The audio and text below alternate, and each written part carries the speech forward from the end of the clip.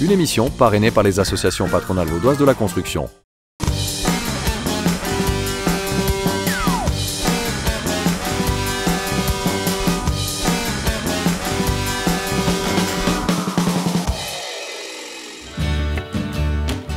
Depuis le début de l'aventure, nos différents experts se sont lancés dans la rénovation d'une maison sur les Hauts de Lausanne.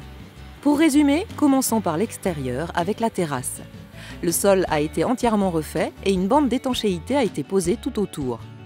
La façade de la maison a aussi été prise en charge par les peintres qui ont tout d'abord appliqué un treillis, puis une sous-couche d'accrochage avant de pouvoir repeindre les murs de la bâtisse.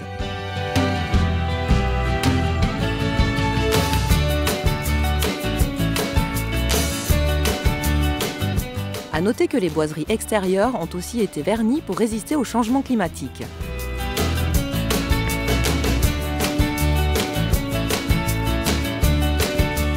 Sur le toit, le ferblantier a recouvert les vire-vents aux extrémités avec des plaques de cuivre pour éviter les infiltrations d'eau.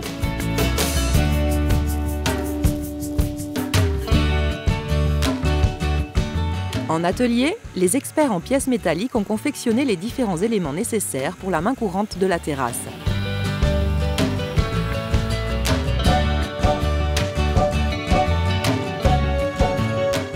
Après l'atelier, direction le chantier pour la pose sur la terrasse située au deuxième étage.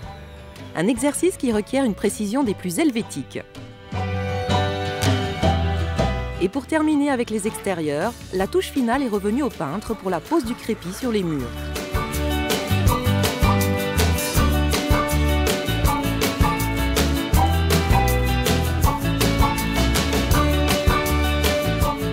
Passons à l'intérieur avec l'installateur sanitaire qui avait pour mission la dépose des anciens appareils et des modifications des conduites de la douche et du lavabo.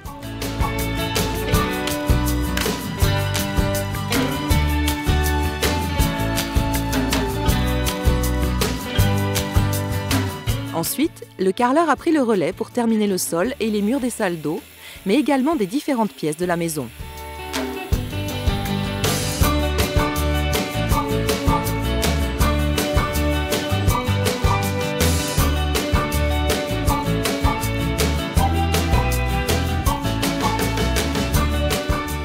Au deuxième étage, c'est le menuisier qui avait pour mission de démonter l'ancien faux plafond, installer les nouvelles lambourdes et enfin terminer le travail avec la pose de nouvelles lames.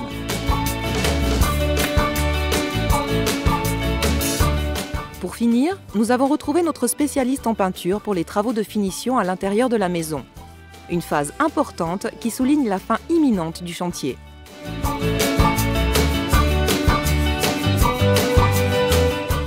Bonjour à vous, toute l'équipe des experts maison vous souhaite la bienvenue sur notre chantier où nous allons attaquer, ou plus précisément les professionnels de la construction vont attaquer la phase des finitions. Cette phase est tout aussi importante que certaines autres puisqu'elle va permettre de finir l'aspect esthétique de la rénovation. Dès à présent, nous pouvons imaginer à quoi va ressembler la maison d'ici quelques jours. La fin du chantier approche, les experts s'affairent afin de tout terminer dans les délais.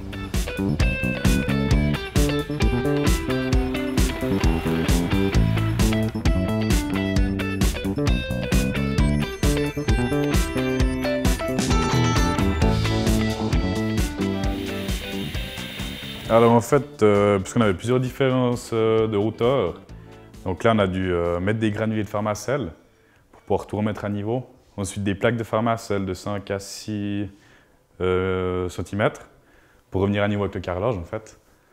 Et ensuite pour poser le parquet, une sous-couche plus le parquet.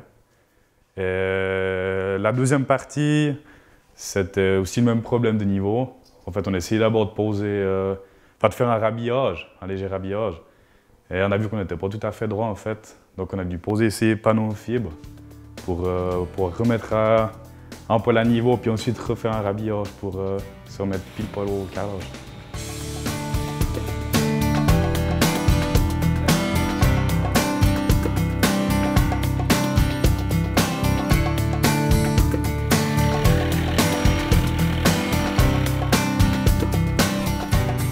On a les granulés qui viennent dessous, ces plaques en pharmacelle, donc des granulés de pharmacelle. Ensuite, on a la sous-couche qui garde l'humidité, qui vient juste sous le parquet. Donc, il y a aussi ce qui fait effet sonore. Et après, on peut mettre enfin le parquet. C'est des sous-couches qu'on met sous les stratifiés, les parquets stratifiés, ceux qui se clipent. C'est une sous-couche qui sert donc pour l'humidité, garder l'humidité, et pour un effet sonore en fait, pour que ça sonne creux quand on marche. Mais la pose des sols n'est pas un exercice aisé, car il faut savoir s'adapter. La preuve sur ce chantier. Savoir à quelle distance poser le panneau pour vraiment être... là, on s'est un peu éloigné de la distance, faire un plus haut rhabillage pour justement être à niveau au loin. Et donc ça, juste à calculer en fait. Et les coupes sur les bords à être assez quand même 5 mm du mur.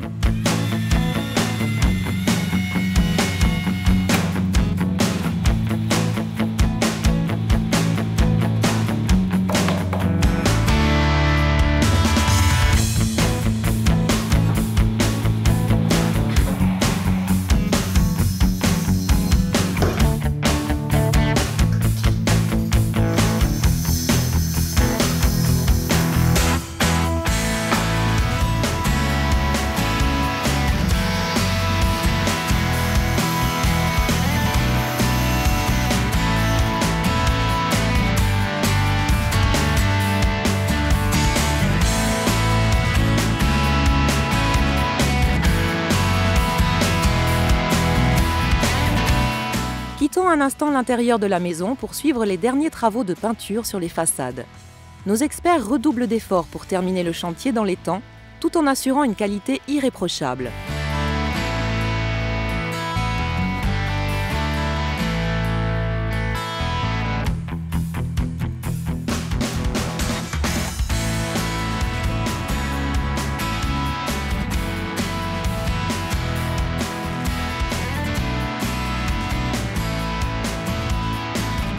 L'électricien est également présent au RE pour les derniers réglages des installations électriques.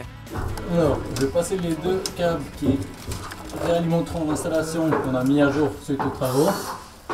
Et pour ça, j'ai installé un dispositif différentiel qui lui déclenchera dans un temps donné de quelques secondes ou quelques milliampères. Juste tenter de passer le câble de façon un peu archaïque. Voilà. Après, il faut repérer les fils qui portent dans l'installation.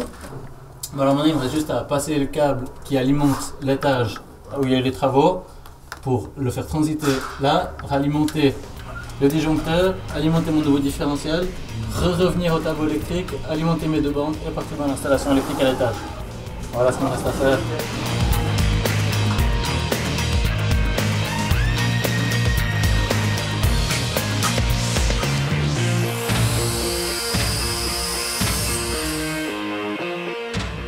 Quant à nos amis poseurs de sol, ils s'attaquent à présent à la pose des plinthes. Un travail de précision qui demande de la concentration et un certain sens de l'adaptation.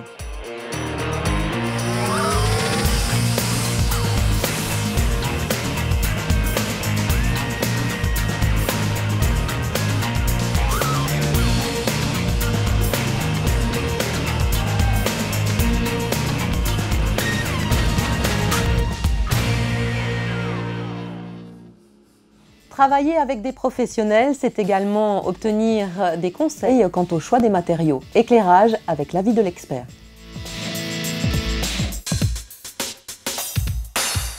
Il y a un objet qui doit être réalisé.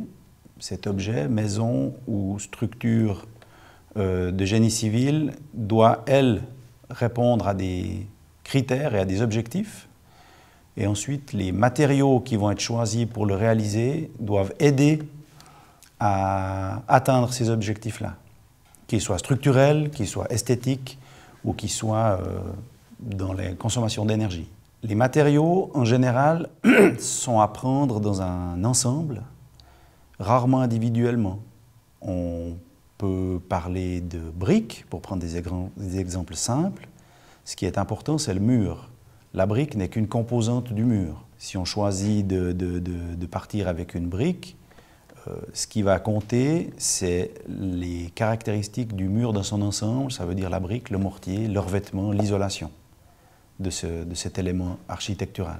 En termes d'isolant, pour un bâtiment, c'est quand même un thème qui est très fortement d'actualité. réduire au maximum la consommation d'énergie d'un bâtiment. Ça commence sans doute avec la provenance des matériaux, donc la consommation d'énergie pour les fabriquer et pour approvisionner le chantier. Ensuite, une notion qui est très importante aussi va concerner la fin de vie du bâtiment. Donc, un souci aussi à se poser, c'est qu'est-ce qu'on va faire des matériaux qu'on a utilisés? Est-ce qu'ils sont aisément recyclables ou aisément éliminables? Et puis, pendant la durée de vie, ils doivent répondre aux attentes qu'on a pour notre objet. Et par-dessus tout, pour tous les matériaux imaginables, ils sont en général réalisés dans des processus industriels, ils répondent à des normes, ils sont contrôlés sur leur qualité. S'ils ne sont pas mis en œuvre par des gens qui savent ce qu'ils font, par des professionnels qui vont être soucieux de tous les détails, c'est l'échec assuré. Bon alors, il est où mon outil indispensable? C'est pas ça, c'est pas ça. Je le cherche. Oh là là, ouais, je vais bien finir par le retrouver. Non, c'est pas ça non plus. Ah ouais, vous êtes là. Bah écoutez, je cherche juste un petit truc là. J'ai vraiment besoin. Hein. Il y a les ouvriers, ils ont besoin de leurs outils. Ça, c'est tous les outils. Moi, j'ai besoin de mon outil. Je trouve jamais rien ici dedans. Ah tiens, ça peut être utile. Quoique, ouais, tiens. Ah, je l'ai. Ça y est. Allez, on se retrouve dans une semaine hein, pour les experts maison.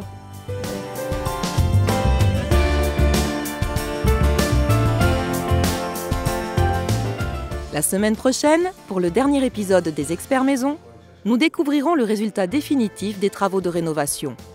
Après plusieurs semaines intenses, les différents corps de métier ont réussi à tenir les délais tout en réalisant des travaux de qualité.